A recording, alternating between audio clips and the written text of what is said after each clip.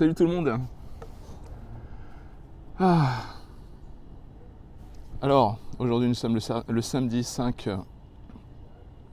avril 2025 et il est 8h33 du matin et je suis au Douglas Park à Santa Monica. Je pourrais jamais prononcer Santa Monica. Même au bout de, au bout de plus de 20 ans, quand je parlais des Américains et que des fois je prononce des mots comme Santa, ils sont là, quoi? C'est horrible, hein, c'est horrible. C'est un truc, je crois que je m'y ferai jamais. Quand quelqu'un te dit quoi, t'as l'impression que ton QI intellectuel il descend à chaque fois qu'il dit quoi. Donc tu te dis à la fin, t'arrives à zéro bon bah voilà, on y est. Non, je déconne. Je prenais mon café.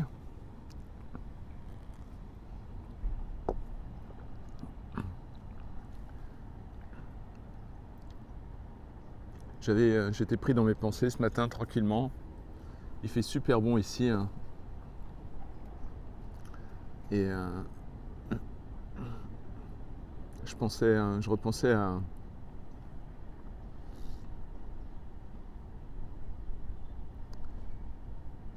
aux révélations qui arrivaient petit à petit en moi, liées au sens de la vie. Qu'est-ce qu'on fout là? C'est quoi le projet? Et qu'est-ce qui est attendu de moi? Et certains diraient, ah, mais c'est simple, si je vis ta vie, je crois pas que ce soit aussi simple que ça. Enfin, c'est marrant, j'ai du mal à dire. C'est très simple et compliqué à la fois. Ce qui est compliqué, c'est l'errance, c'est de pouvoir s'extraire de toute forme d'endoctrinement, d'égarement. Ça, c'est très dur.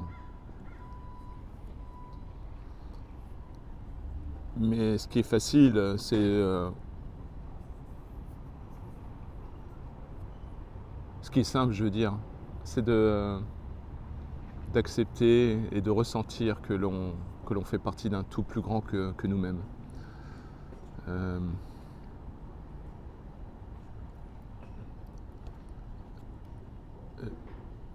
J'ai toujours eu instinctivement cette idée qu'il n'y avait pas de hasard.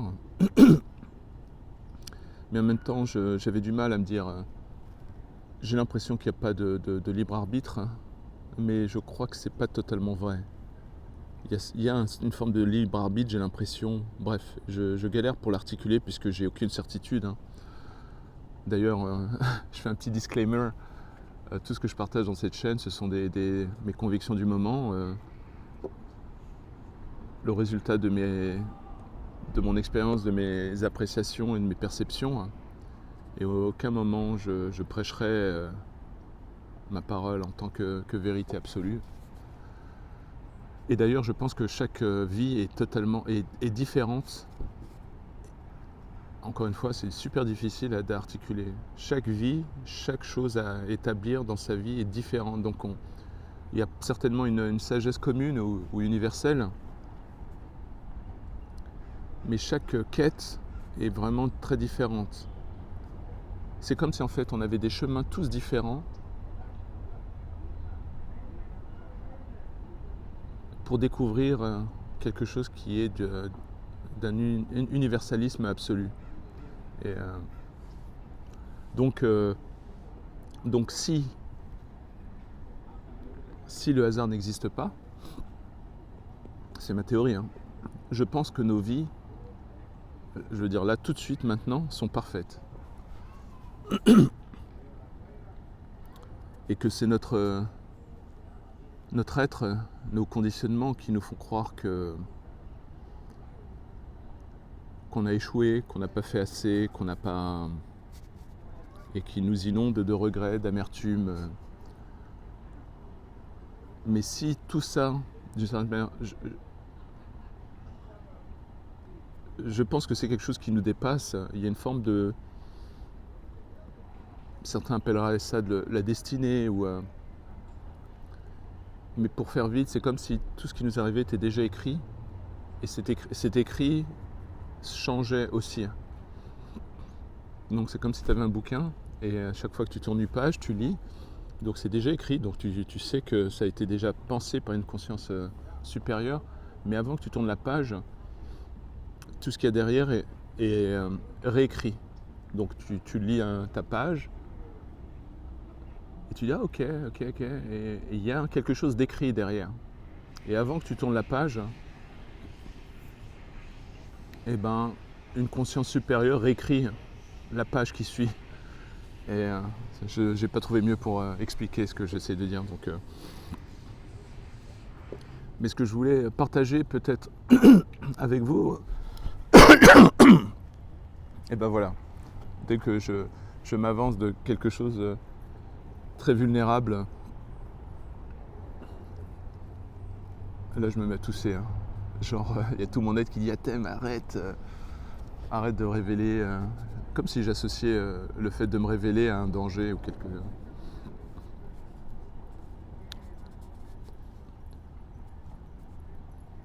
Pour être honnête, l'idée de cette chaîne a été pour moi plus un exercice pour me confronter à l'action, hein, pour agir, hein, me mettre un peu dans une situation inconfortable pour pouvoir craquer un petit peu cette coquille que l'on construit hein, toute sa vie durant en pensant qu'on est sur le bon chemin, avant de réaliser qu'il n'y a pas de chemin. Mais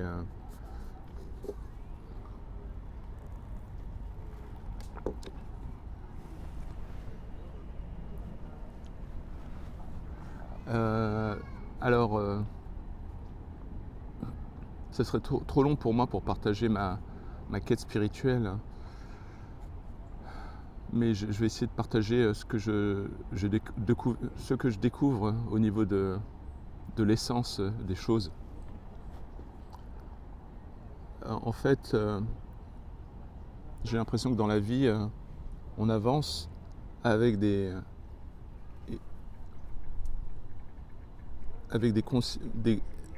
conditionnements hallucinants qui sont liés à un tas de trucs, donc des traumas de l'enfance, la société qui fait un travail brillant d'un point de vue culturel pour te dire que voilà, avec Disney qui t'envoie des dessins animés pour t'expliquer ce que c'est l'amour, bref. Et tu es bombardé de conditionnements, d'endoctrinement depuis que tu ouvres les yeux. Et j'ai l'impression que en fait, dans nos vies, on grandit un peu comme Jason Bourne. On a un pouvoir en nous, une lumière en nous qui est extraordinaire. Ça, j'en suis sûr. Enfin, j'en suis sûr, je le ressens fortement. Et c'est comme si on grandissait avec des pouvoirs hallucinants. Comment dire ? Je vais prendre l'exemple de l'environnement dans lequel j'ai grandi. Et c'est comme si tu grandissais avec des capacités d'athlète. Tu pouvais courir le mile en 3 minutes. Et que tu as des capacités mais hallucinantes, je pense même presque infinies, des capacités on va dire à courir.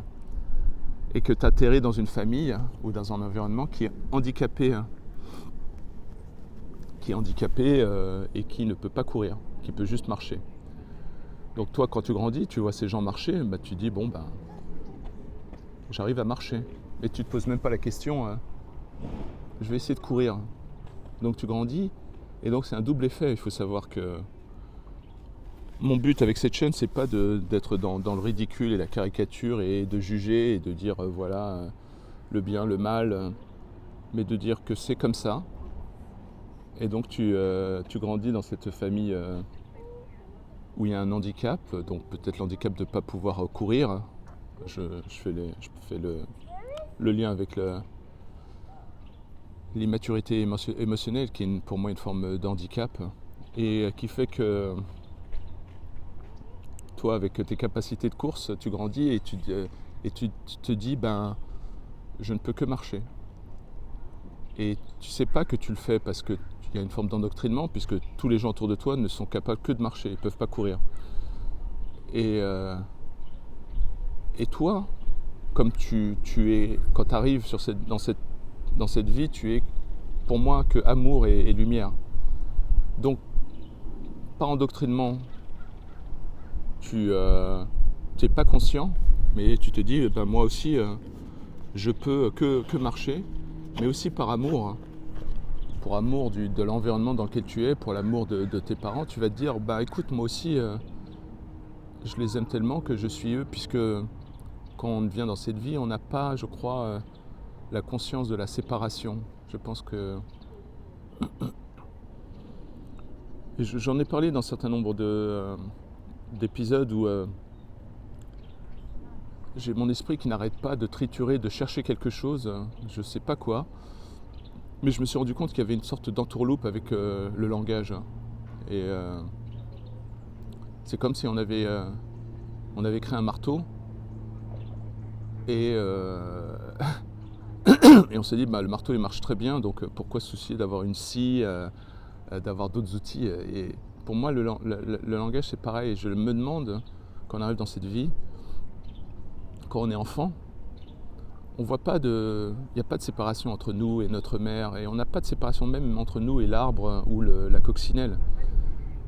Et à partir du moment où on nous apprend les mots, et ben tout de suite, instantanément, on nous enlève, on nous sépare de cette conscience suprême. Donc à partir du moment où on enseigne à l'enfant, tiens, voilà un arbre, ça s'appelle arbre.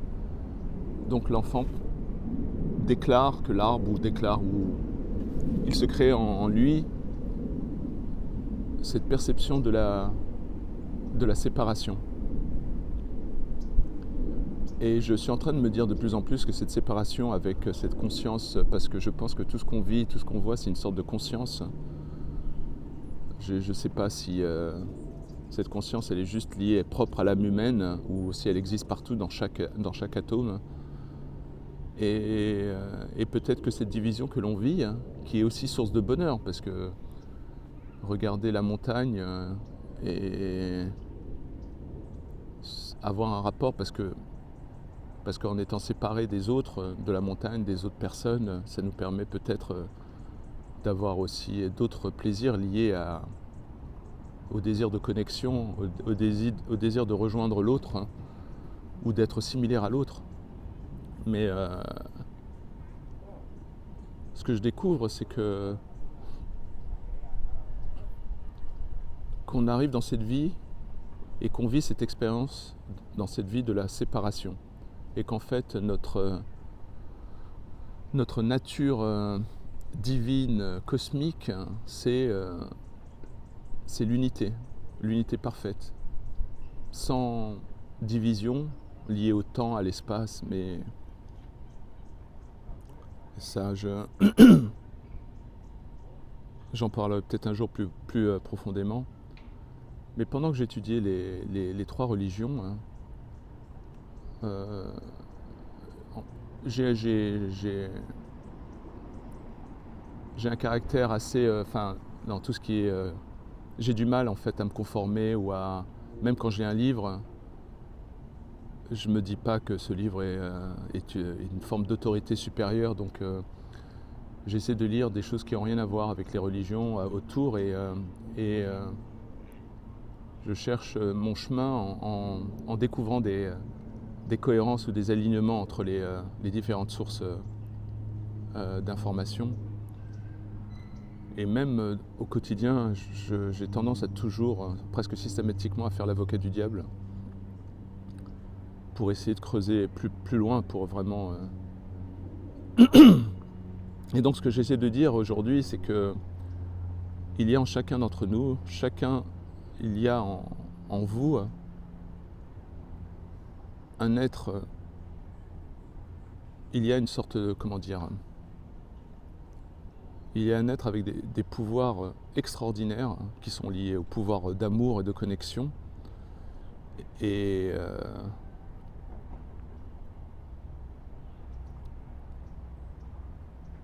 il y a en vous un cœur qui est une Ferrari, ou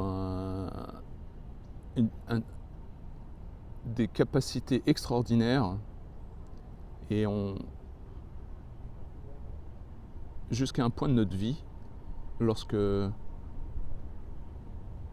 il n'y a pas trop d'écueil, on est dans cette fabrication d'un personnage qui a oublié qu'il avait ce cœur-là.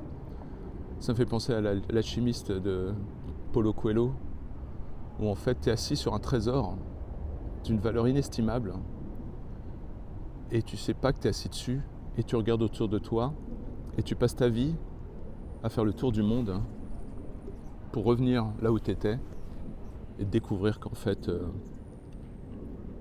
le trésor a toujours été en toi. Et je sais bien que c'est facile de dire tout ça lorsqu'on est dans un monde où il y a des considérations matérielles énormes, il y a des maladies, il faut payer les factures, il y a des endettements et que... Mais je pense à un moment donné, lorsqu'un événement arrive dans cette vie grave, lorsqu'on perd un proche ou une horreur, ou bien lorsqu'il y a une sorte d'éveil du point du cœur, comme certains diraient, alors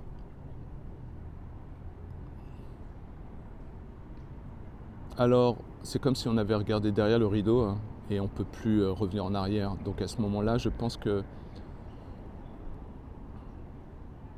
lorsqu'on révèle cette part en nous qui existe depuis, bien avant notre existence matérielle, je pense que tout change et qu'on accède après à des joies ou des non-joies hallucinantes.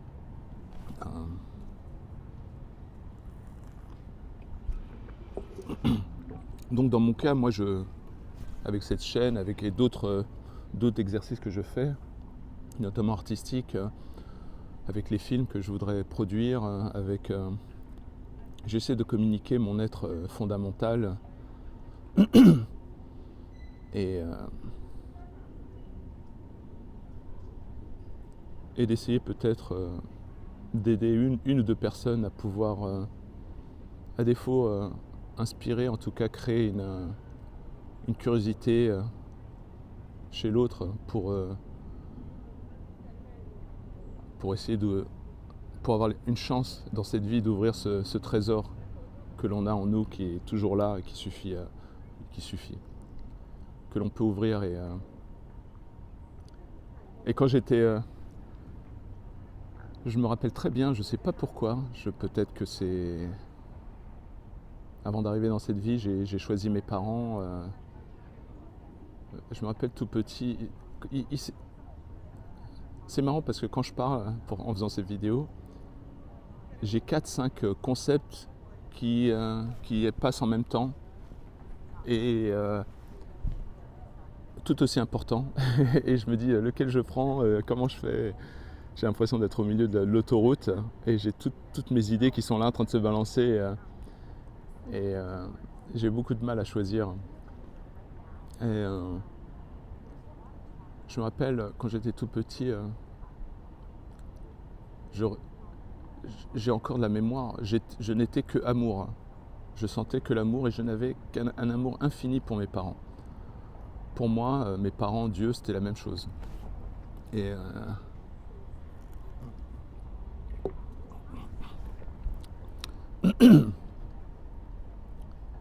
donc j'étais constamment dans mon cœur à aimer mes parents.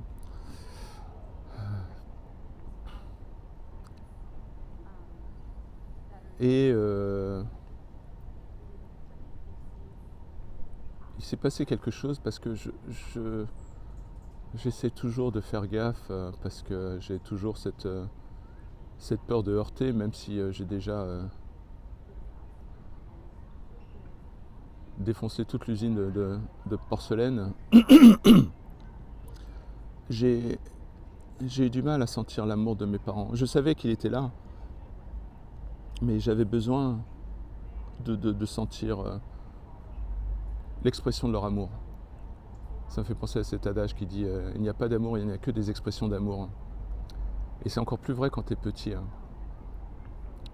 Donc moi, par exemple, j'aimais tellement mon père que quand je me suis mis à dessiner très jeune, mes premiers dessins, comment dire, mon hypersensibilité, j'ai l'impression qu'elle existe depuis que je suis né. Et donc depuis que je suis petit, quand je voyais ma mère, je voyais sa peau, ses lèvres, c'est comme si je voyais tout en temps réel. Je voyais sa chaleur, j'avais un tel désir d'amour qui était tellement développé, et que quand je voyais ma mère, cette demande d'amour était tellement puissante que comme peut-être, je sais pas, je peux pas l'expliquer, je saurais jamais d'où vient cette hypersensibilité. Et quand je parle de hypersensibilité, c'est pas un truc genre tiens, le mec il est trop sensible, le pauvre. C'est une hypersensibilité à un niveau granulaire hallucinant. C'est comme si en fait au lieu d'avoir des lunettes, t'as un microscope pour essayer de choper des détails. Et aujourd'hui, je le réalise en parlant avec vous, qu'en fait, j'ai cette hypersensibilité parce que j'ai toujours cherché l'amour. J'ai essayé toujours de le trouver dans ma perception. Et comme il n'arrivait pas, donc j'ai dû changer de lentille et aller à un niveau beaucoup plus fin et précis. Donc comme j'ai grandi... peut-être que je me trompe, mais en tout cas, je ne m'en rappelle pas. J'ai grandi avec ce manque d'expression d'amour. Et donc, mes sens se sont hyper développés pour chercher l'amour ailleurs. Donc, quand je regardais ma mère, j'étais admiratif et je voyais les détails de sa bouche, de ses joues, de son cou, de ses épaules, de ses hanches, tout en temps réel. Et j'étais... en train d'essayer d'aspirer un petit peu d'amour sans savoir qu'elle était peut-être pas capable de donner l'expression d'amour que j'attendais, mais qu'elle me donnait l'amour comme elle pouvait. Et quand t'es gamin,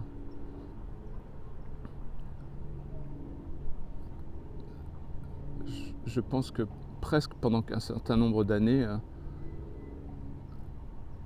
il faut inonder ce gamin d'amour, de validation, et le serrer dans ses bras, l'embrasser en permanence, lui montrer que c'est ok d'aimer, de toucher, et en fait,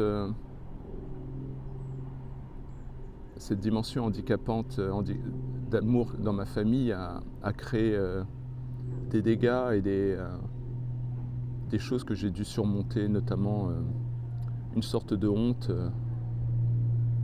autour de l'idée de l'expression d'amour. Et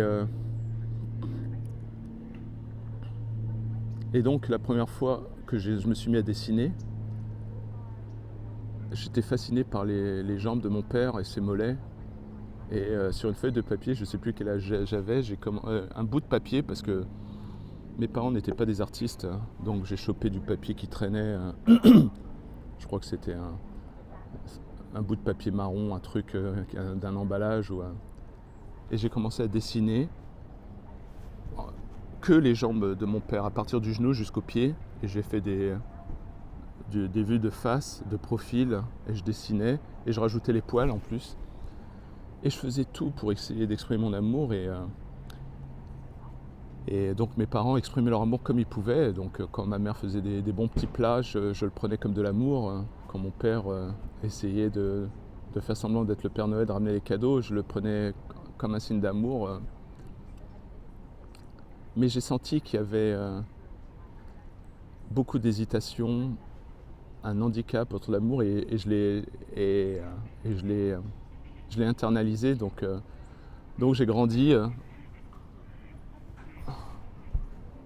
Donc j'ai grandi en fabriquant ce personnage en contrôle, qui n'assumait pas son désir d'amour et qui n'osait même pas le demander. Et pourquoi je dis ça, c'est que j'essaie de partager mon parcours pour expliquer que lorsque dans nos vies, à un moment donné, on comprend qu'on a joué un numéro, qu'on a été un acteur. Quand je dis un acteur, ça ne veut pas dire quelqu'un de malveillants, vils, manipulateurs. Des fois, on crée une personne qu'on façonne et en pensant que c'est ça l'amour, c'est d'être ce personnage que l'on crée qui mérite d'être aimé. Or, on est en totale déconnexion avec quelque chose en nous, ce pouvoir dont je parle, mais aussi une sorte d'identité qui fait qu'en fait, on se retrouve dans la vie comme dans un jeu de théâtre où les couples se forment, mais en fait, ce ne sont pas les personnes qui se rencontrent, ce sont leurs coquilles, leur fabrication qui tombent amoureux, soi-disant, et qui en fait ne sont essentiellement des relations transactionnelles et liées à l'attachement. Et donc moi j'étais perdu quand j'ai grandi, je ne savais pas mais c'est quoi l'amour et tout. Je pensais que c'était quelque chose de très simple. J'ai grandi en me disant sois sympa et tu seras aimé. C'était un leurre. J'essaie de comprendre le monde, ma vie, pas de manière de moins en moins. Ah désolé, la vidéo a coupé. J'ai toujours une alarme à 9h du mat.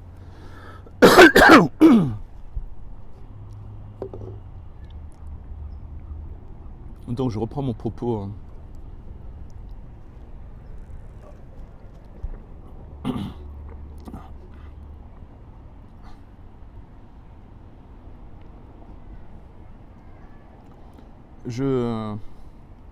Depuis l'enfance, j'ai une curiosité insatiable pour comprendre les choses. Je pense que j'ai une forme de surdouance qui fait que je peux apprendre tout et n'importe quoi, mais j'ai des gros problèmes d'attention qui font que si les choses ne sont pas assez excitantes, si elles n'ont pas un sens ultime, je vais galérer. Donc, pour moi, par exemple, payer une facture ou essayer de comprendre un document très simple, ça va être extrêmement difficile. Par contre, si demain il faut étudier quelque chose en maths ou en physique quantique, je vais passer en mode obsessionnel et si demain je dois apprendre à faire du piano, je l'apprendrai. Y a pas... Ce qui m'a toujours turlupiné, c'est de pourquoi on faisait les choses. Et c'est pour ça que petit à petit je me suis orienté vers l'art. Et j'essaierai d'en parler un jour parce que c'est fascinant. Je me demande si l'art et l'imaginaire ne sont pas connectés au divin, au spirituel. Et donc, dans mon processus d'apprentissage, il y a l'apprentissage brut, tu lis un livre, tu fais des exercices, mais aussi j'ai un apprentissage, mon cerveau, dès le matin, c'est marrant, j'ai des canards qui viennent me voir. Est-ce qu'on les voit là ?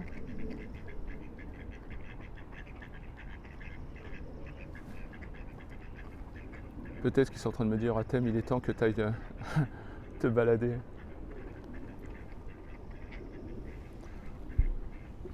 Et donc aussi j'apprends, mon cerveau dès le matin c'est une centrale nucléaire avec mon cerveau qui connecte tout et son contraire et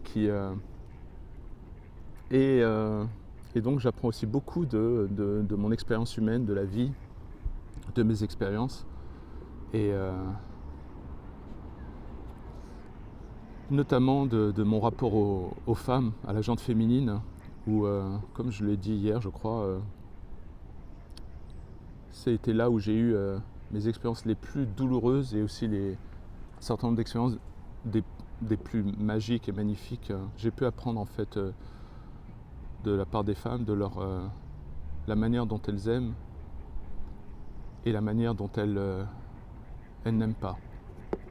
Et donc, pour aller vite, à un moment donné, après mon divorce, j'étais perdu entre ce que j'avais infligé à mon père, le fait de voir les échecs dans ma vie, et il a bien fallu à un moment donné que je me dise, Atem, faudrait peut-être que tu étudies ta responsabilité dans tout ça. Et donc, c'est comme si en fait j'avais accepté mon pouvoir et que j'étais arrivé au fond du fond du fond du fond et qu'il fallait remonter Et à ce moment-là, je me suis intéressé sincèrement, pas de manière stratégique, égoïste, à la perception féminine et à essayer de voir. J'ai eu instinctivement cet instinct de me dire peut-être que être un homme, l'homme masculin, ce n'est pas. Peut-être que on appelle ça en anglais le blueprint, ou les caractéristiques de l'homme mythique existent en toute femme et qu'il est inconscient chez la femme. Et donc, de manière bienveillante, de manière intentionnelle, j'ai développé des curiosités sur la nature humaine, la famille, l'âme humaine, le féminin, le masculin, au niveau de l'âme aussi. Et parce que je crois que notre connexion avec l'infini, elle est multiple et variée, elle existe partout. Il faut juste déployer nos capacités de curiosité. Et donc j'ai compris énormément de choses, pas nécessairement intellectuellement.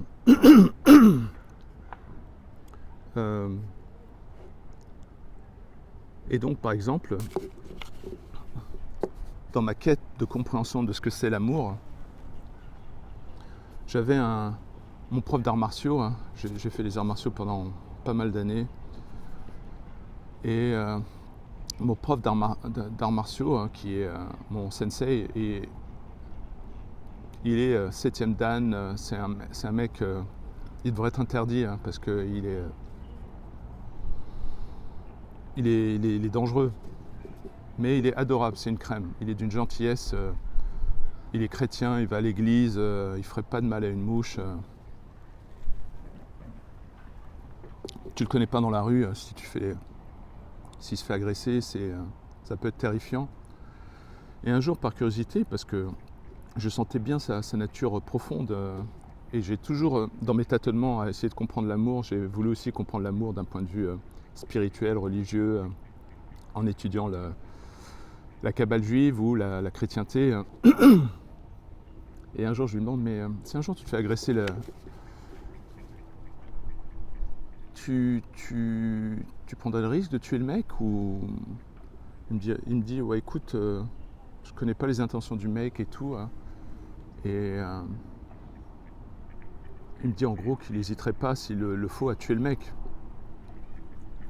Et c'est là que j'ai eu un flash, parce que je me suis dit, putain, de la part d'un chrétien et tout, bravo, tu vois. Ça, c'était encore Et j'ai compris que ça faisait partie d'un milliard de petits nuggets de mes compréhensions sur l'amour, c'est que ça allait à l'opposé de ce que je croyais. Je pensais que l'amour, c'était d'être gentil pour l'autre, avant de petit à petit comprendre que l'amour, c'est pas ça. L'amour, c'est d'offrir à l'autre notre moi authentique, de reconnaître chez l'autre une part de nous-mêmes. C'est aussi accepter de se tenir à l'autre, quitte à lui faire mal, parce que ça fait partie de ce que l'on doit donner à l'autre, c'est-à-dire un retour, des conséquences. Tout est dynamique, et en gros, je croyais que l'amour était être simplement gentil pour l'autre et uniquement bon et bienveillant, avant de me rendre compte qu'en fait ça, c'était pas de l'amour, c'était tout simplement être inoffensif. Et je l'ai senti vachement aussi avec mes relations aux femmes, c'est-à-dire que j'ai l'impression qu'il y a quelque chose dans l'instinct féminin qui est presque, c'est bizarre comment je peux le dire, c'est presque si les femmes avaient presque un avantage par rapport aux hommes, par rapport à leur connexion au divin, et que l'homme, par rapport à leur nature obsessionnelle, se battait pour compenser cet écart. C'est comme si, je sais pas, c'est peut-être comme si les femmes avaient déjà un truc, et que peut-être que que l'effort était ailleurs pour la connexion au divin, et que chez l'homme, dès qu'il y a un basculement, dès qu'il y a l'éveil du point du cœur, il y a un mode, il y a l'instinct masculin qui se met en branle et qui déploie des choses. Et bref, chacun ses avantages, ses inconvénients, mais en tout cas, en comprenant l'amour chez l'homme et chez la femme, j'ai pas vu ça comme deux amours différents, mais plutôt comme deux indices vers la compréhension et la révélation de l'amour qui était en moi. Et par exemple, l'homme, aussi bien au niveau de l'âme qu'au niveau matériel, il aime de manière mythique. Donc il est avec sa femme, même si ça se passe mal.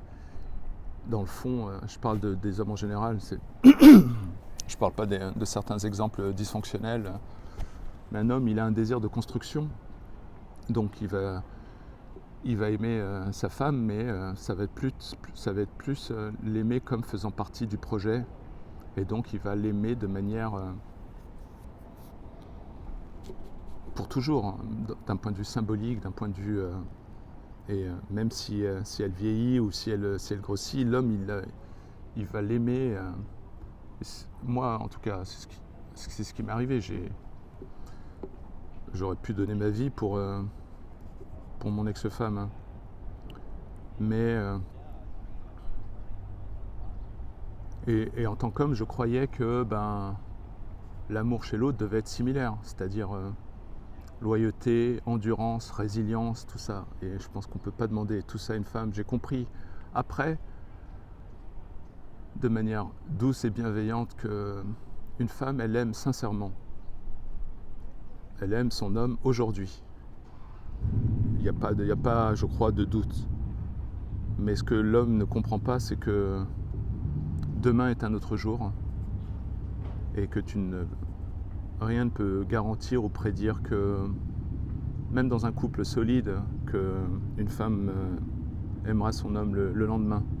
Il y a des phénomènes d'oscillation, de machin, et j'en parlerai un jour, mais je pense que on s'est égaré dans ce monde moderne et on a de plus en plus ruiné la connexion mythique entre un homme et une femme, et qui existe en chacun d'entre nous, hein, mais qui est éteinte ou enterrée. Et donc voilà, et puis quand je parle du fait qu'on construit une sorte de coquille, une coquille brillante, hein, un truc de fou, hein, je ne suis pas en train de dire d'exprimer quelque chose qui est de l'ordre de la science-fiction ou que tout le monde sait, le fait d'être un acteur dans sa vie. Je parle vraiment qu'on crée un personnage d'une brillance que l'on polit tous les jours, mais qui n'est pas nous, qui n'est pas en tout cas, qui ne peut pas, qui ne reflète pas le super pouvoir, la lumière éblouissante que l'on a en nous, hein, cette âme infinie, hein, ou cette connexion à Dieu. Et donc on grandit en créant cette coquille qui est une fabrication, et cette coquille elle a un compte en banque, et plus elle a de l'argent, mieux c'est. Et donc on crée un peu comme si on était en train de nettoyer sa bagnole, et qu'en fait personne n'est au courant du moteur qui est à l'intérieur. Et ça se trouve, le moteur qui est à l'intérieur, c'est le moteur d'une fusée ou d'une supernova. Mais on est là en train de nettoyer les roues et de remettre un petit coup de peinture, et on se dit ouh là là, c'est bon. Et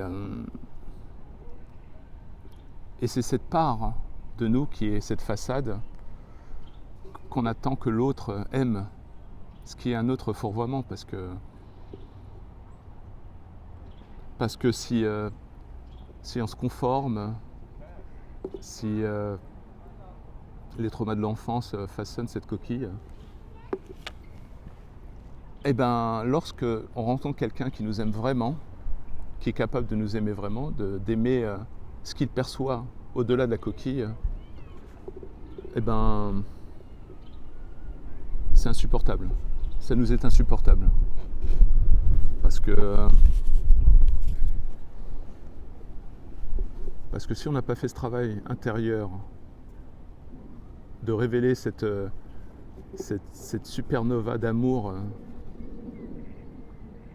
et ben l'autre, qui, je ne sais pas comment, arrive à voir cette part et à l'aimer, et ben ça devient dérangeant, ça devient vraiment très très dérangeant. Et je pense qu'après, sans s'en rendre compte, dans les couples par exemple, quand il y en a un qui aime l'autre plus que l'autre, mais qui l'aime de manière profonde et qui voit des choses qui ne sont pas en plus assumées par l'autre, on peut avoir des grandes réactions.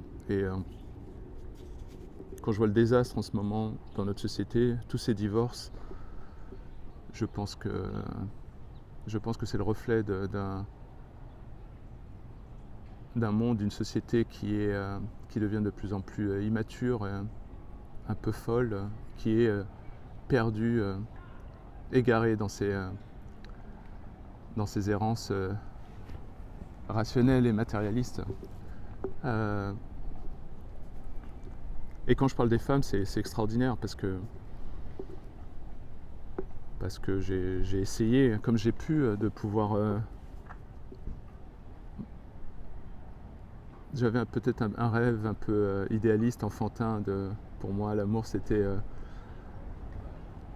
de rencontrer mon âme sœur et après de courir dans les prés, de regarder les étoiles ensemble, et sans me rendre compte que ça, c'était peut-être plus trop de la poésie, hein, et que je pouvais pas comprendre avec mon niveau de perception de l'époque que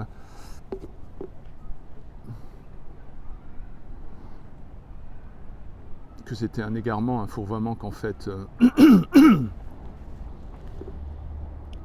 quand je dis que nos vies sont parfaites, il m'aura bien fallu passer ces expériences d'échec où j'ai eu du plaisir, hein, et des moments magnifiques, mais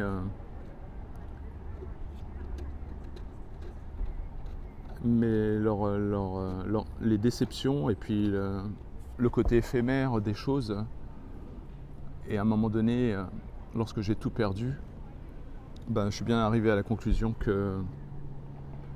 qu'il fallait que je fasse un autre type de travail, qui pour moi est d'ordre mythique, spirituel, et la compréhension de l'amour véritable, inconditionnel, et j'espère sans agenda derrière. Et pourquoi je parle de tout ça, c'est que peut-être que c'est grâce aux femmes où j'ai pu aussi comprendre et aussi grâce à mes enfants, que j'ai pu comprendre, ou en tout cas commencer un chemin. Je pense le chemin a commencé pour moi à peu près une dizaine d'années. Et ma première inspiration, ça a été mon père, parce que j'avais un amour infini pour lui. J'ai un amour infini, et surtout que pour moi, je ne sais pas si c'est lié à l'islam, mais depuis que je suis petit, pour moi, mon père et Dieu, c'était la même chose. Donc, et comme Dieu, c'était mon meilleur ami quand j'étais gamin, parce que j'avais pas d'amis, j'étais quand même un extraterrestre avec cette ultra-sensibilité. Et je sais pas, l'univers, Dieu a décidé de m'envoyer des messages, notamment avec le décès de mon père en 2002. Et après, petit à petit, avec ce que je pensais à l'époque être des échecs, lorsque tout s'effondre, toutes les certitudes s'effondrent, eh ben,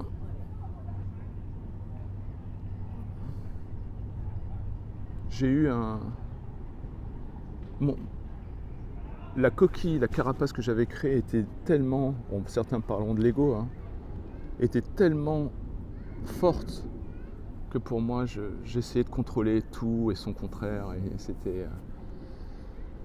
et je comprenais pas que j'avais créé une coquille, je comprenais pas que j'étais le résultat d'un certain nombre d'endoctrinements. Je me disais, mais je comprends pas, quoi. Je suis quand même sympa, et pourquoi les choses ne se passent pas comme elles devraient se passer. Bref, ça a été Et en fait, je me suis rendu compte que la carapace que j'avais créée, c'était un mécanisme de protection par rapport à une enfance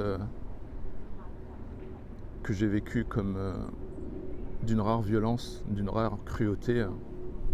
Et j'ai traîné l'armure avec moi en grandissant, sans me rendre compte qu'à un moment donné, cette armure qui a servi m'a aussi condamné à un moment donné, puisque j'aurais dû m'en débarrasser bien plus longtemps. Et donc, comme j'ai grandi avec ces certitudes-là, j'ai compris qu'il y avait quelque chose. Quand je dis que cette vie est parfaite, c'est que je pense que tout ce qui nous arrive fait partie d'un, j'allais dire, un scénario. Hein. Et que, comme dans un film, tu as des hauts, des bas. Tu as dans les techniques d'écriture les concepts du all is lost. Et à un moment donné, je me suis raccroché aux branches, c'est-à-dire je me suis raccroché au divin, à l'univers, aux certitudes intellectuelles, psychologiques, et je me suis... et quand j'étais au fond du trou, notamment après mon divorce, où j'étais... je pouvais pas fuir la réalité, où j'essayais toujours de faire plaisir. Je me rappelle la nuit en train de monter des meubles Ikea en pleurant, avec mon identité de père, d'homme complètement désintégrée. Et je ne comprenais pas qu'en fait, tout ce que je vivais, c'était des claques ou de l'univers pour me réveiller de cette torpeur.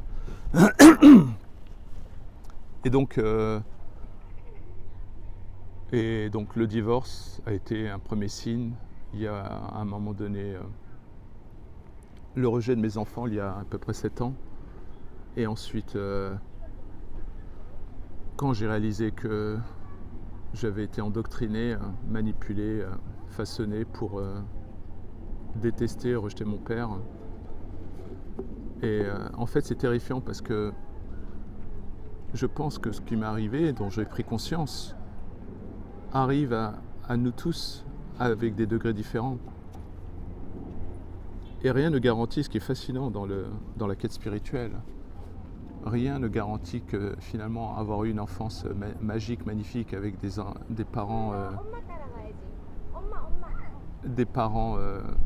doux, capables de sécurité émotionnelle, rien ne dit que ça veut dire que c'est le garant d'une vie réussie.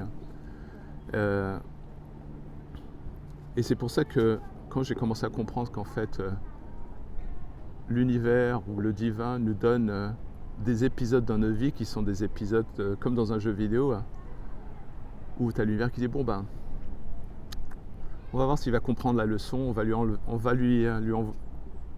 il va perdre un être cher et on va voir comment il va se... Et en fait, ce qui est fascinant, c'est ma certitude du moment. C'est comme s'il y avait une conscience, soit qui nous aime à un point infini, soit nous, on fait partie de cette conscience infinie et on fait partie de cet amour infini et bienveillant. Et donc, comme l'amour d'un bon père, tu as l'univers qui se dit je crois qu'il n'a rien compris là, ça se passe trop bien pour lui. Ce mec-là, il est stable, il est riche, il a tout ce qu'il faut, on va lui enlever sa femme et on va voir ce que ça donne. Parce que ce qu'il nous vend là, c'est pas bon. C'est comme si tu avais quelqu'un qui t'aime, qui un soir t'engueule et te dit tu vaux mieux que ça. Et toi tu comprends pas, donc entre hommes on se donne des infos qui ne peuvent pas être perçues. Le vrai cadeau c'est à un moment donné le destin, ou peu importe comment on l'appelle, qui fait d'un seul coup changer toutes les variables de notre vie. Et à ce moment-là, on sait très bien qu'on n'a que deux options, soit disparaître, soit exister. Et pourquoi j'ai une forme de tendresse et d'amour particulier pour la jante féminine, parce que j'ai plus je la comprends et plus j'ai de la peine pour elle. Et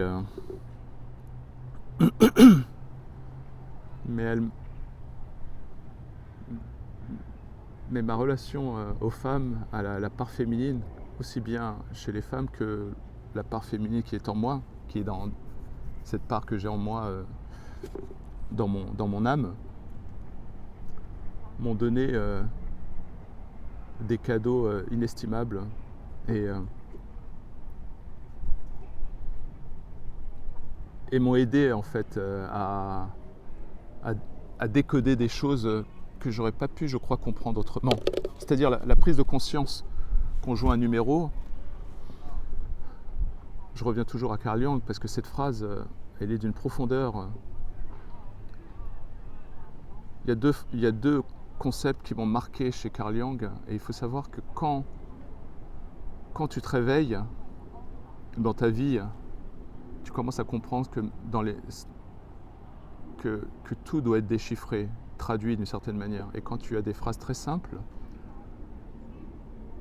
des fois c'est les phrases les plus simples qui ont la plus grande sagesse. Et pour ça, il faut pouvoir soit avoir de l'expérience, soit avoir un instinct ou une sensibilité particulière pour comprendre ce que l'on veut nous transmettre. Et il y a deux concepts, je pourrais en parler pendant des heures, et qui sont très simples de la part de Carl Jung. Le premier, c'est une phrase qu'il a dite, où il a dit, j'arrête pas d'en parler, il disait la plupart d'entre nous, donc la majorité d'entre nous, traversons nos vies sans savoir qui nous sommes. Et ce qui est puissant avec Carl Jung, c'est qu'on pourrait s'arrêter et se dire que c'est quelqu'un puissant, un génie de la psychologie, mais c'est un mec qui n'était pas forcément méga spirituel, mais qu'à un moment donné, en poussant ses recherches à un point, comme certains scientifiques d'ailleurs, il a été obligé de reconnaître qu'il y avait une part mystique, spirituelle. Et donc cette phrase m'a choqué, hein, parce que j'ai pas pu m'empêcher de me dire qu'en fait, traverser notre vie sans savoir qui nous sommes, je l'ai presque perçu comme quelque chose de l'ordre du sacrilège. Comme si on t'avait donné une voiture de sport à ta naissance et que tu l'avais jamais conduite en fait. Tu vois, tu dis bah attends, je vais mettre des pots de fleurs à l'intérieur, je vais la décorer et tout ça, et en fait tu n'as jamais tourné la clé de contact. Donc il y avait ça, et puis il y a aussi la phrase qui est pour moi la plus qui m'inspire et qui me terrifie, qui dit que ce qui a le plus d'influence ou le plus de déterminisme dans l'évolution des enfants, c'est les vies non accomplies des parents. Et ça, c'est du lourd. Et j'en parlerai une autre fois. Et pendant que je lisais, j'essayais aussi de glaner des informations avec mon expérience de vie, en apprenant de mon interaction avec la jante féminine. Et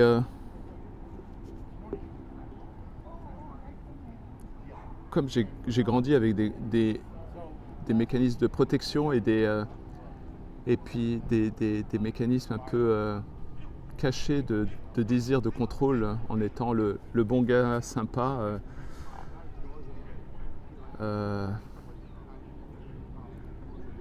voire peut-être sans m'en rendre compte, mais peut-être manipulateur, en étant sympa et en espérant sans assumer mes désirs, et en espérant que j'allais pouvoir avoir ce que je voulais sans même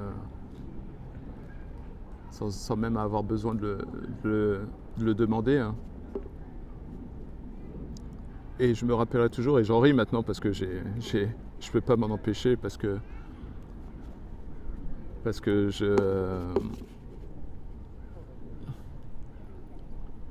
aujourd'hui, avec le recul, je me marre de toutes mes expériences avec les femmes, parce que c'est c'est rigolo parce que j'ai toujours eu derrière un bon fond avec les femmes.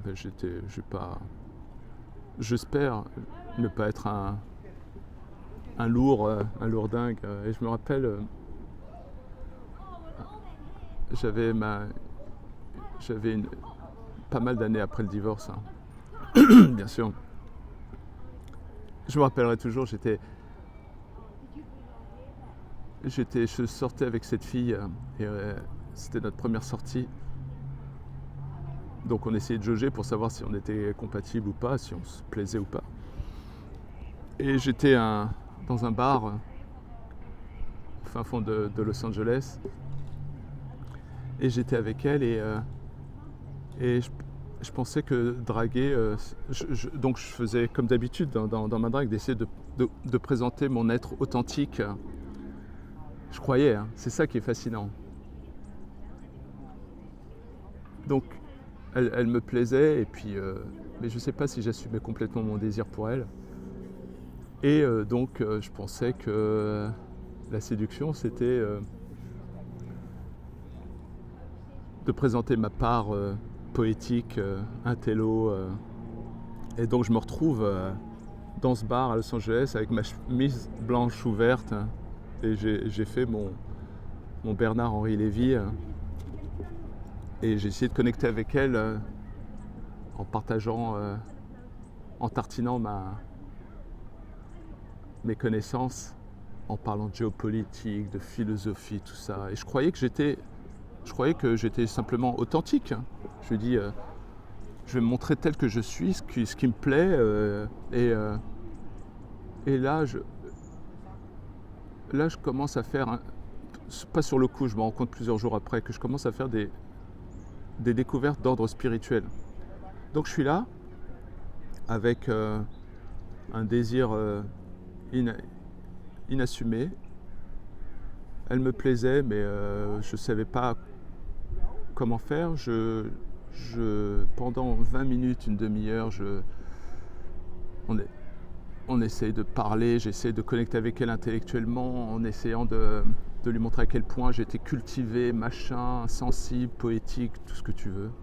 Bref, de la manipulation, on va dire, ou de la séduction niveau 0. Et puis à un moment donné... Mais je n'étais pas connecté. À un moment donné, elle va aux toilettes. Et là, je suis là, avec moi-même. On dit, mais Atem, t'es trop con. Qu'est-ce que t'es en train de faire? T'es en train de la saouler, là. Et à ce moment-là, je me rends compte que d'un seul coup, c'est comme si je reprends conscience et je réalise... ou en tout cas, je développe la curiosité, mais qu'est-ce qu'elle veut? Alors qu'avant, je croyais que c'était même pas le propos. Et là, je me dis, mais tu es en train de la saouler, c'est du grand n'importe quoi, tu vois. Et à ce moment-là, je me ressaisis et là, après, elle revient, donc je bascule en un autre aspect de moi. Je pensais que... Donc, la première fois où j'étais en train de la draguer, la première partie, je croyais que c'était moi. Et quand je me rends compte qu'il y a un égarement, je me dis, bon, ben écoute, je vais faire le clown maintenant, tu vois. Et puis, en pensant que je dois jouer un rôle de clown. Donc, elle revient. Et je me dis, bon, ben je vais faire l'acteur pour lui faire plaisir. Et elle revient, et à ce moment-là, je passe en mode loufoque. C'est un truc que je sais bien faire depuis que je suis ado, avec de la déconne et tout. Et on commence à rire, à blaguer, je passe 10-15 minutes, je me rapproche d'elle pour que je puisse toucher, avec mon genou, toucher son jean.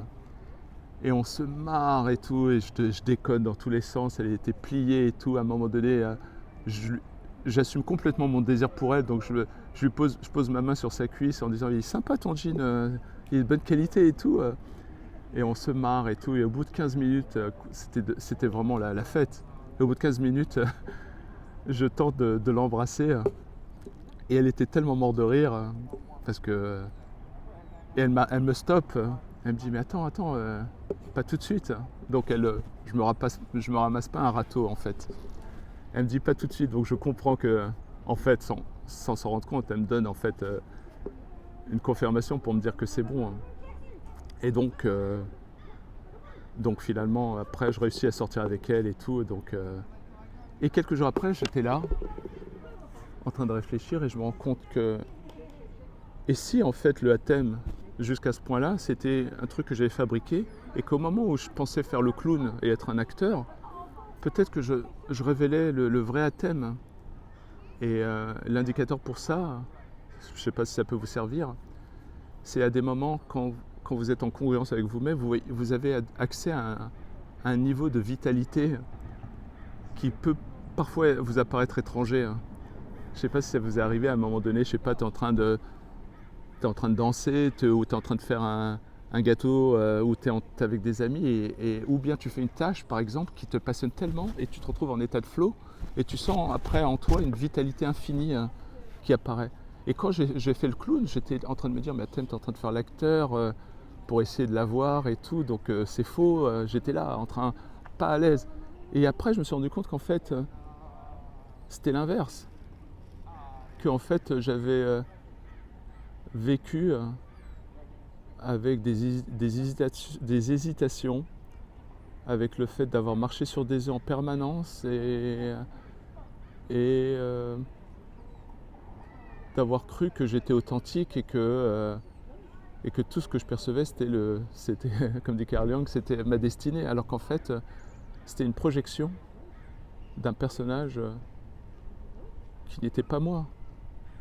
Quand je dis cette projection, je ne suis pas en train de dire que ce personnage, en n'étant pas moi, c'était un être abject, mais j'avais créé un acteur sympa, l'acteur du bon gars, et j'assumais pas mes pulsions cosmiques, authentiques, masculines, tout ce qui est rejeté par la société moderne. En gros, pour faire vite, j'avais peur d'exister. Et quand j'ai fait le mariole et que ça a marché, j'avais un peu de mépris pour ce clown, parce qu'en me disant mais attends, c'est pas ce qu'on m'a vendu. Et en fait le personnage que j'avais créé, c'était, on va dire pour faire vite, ce personnage qui s'est protégé depuis l'enfance, qui a créé sa carapace et plus tard qui est devenu un bobo parisien. J'essayais de me dire, je pensais que la personne que j'étais, qui devait être authentique, c'était un conformisme. Et donc quand j'ai fait le mariole et tout, en fait je me suis dit merde, et si c'était l'inverse? Parce que quand je faisais le mariole et j'assumais complètement mon désir pour elle, rien, j'étais devenu inarrêtable. Et elle était pliée, morte de rire, et on pleurait et tout. Et je me suis dit c'est bizarre. Et j'ai reconnu à ce moment-là un élan de vie en moi, une vitalité que parfois on oublie. Et qu'on découvre, comme je le disais, quand on est par exemple en état de flow, quand on est en train de travailler, ou quand on est mort de rire, lorsqu'on voit un petit bébé qui s'émerveille par le monde, lorsqu'on a un petit chat ou un petit chien qui nous lèche le visage. Dans ces moments-là, on n'a plus le temps de faire l'acteur. Et donc cet élan de vie que j'avais m'a relié avec le petit Hatem qui devait avoir 2-3 ans, et j'ai retrouvé... et donc voilà. Peut-être que le propos de cette vidéo, c'est pour vous dire que vous êtes des êtres exceptionnels. C'est juste à vous de faire le travail de tourner la clé et d'ouvrir le coffre. Et donc voilà. Et le fait de révéler cet être petit à petit authentique étant moi m'a permis aussi de pouvoir avancer sur ce qu'est l'amour. Et peut-être que l'amour, c'est de pouvoir offrir à l'autre le résultat de ce travail et de pouvoir aimer l'autre. Et en faisant ce travail authentique, je pense, plus on cherche en nous, plus on découvre, je pense, petit à petit qu'en fait, que l'autre est nous-mêmes et que nous sommes l'autre lorsqu'on continue dans cette voie-là. Donc voilà, je vais arrêter là parce que je pourrais en parler encore pendant des heures et j'ai pas envie de saouler mon monde. Donc voilà.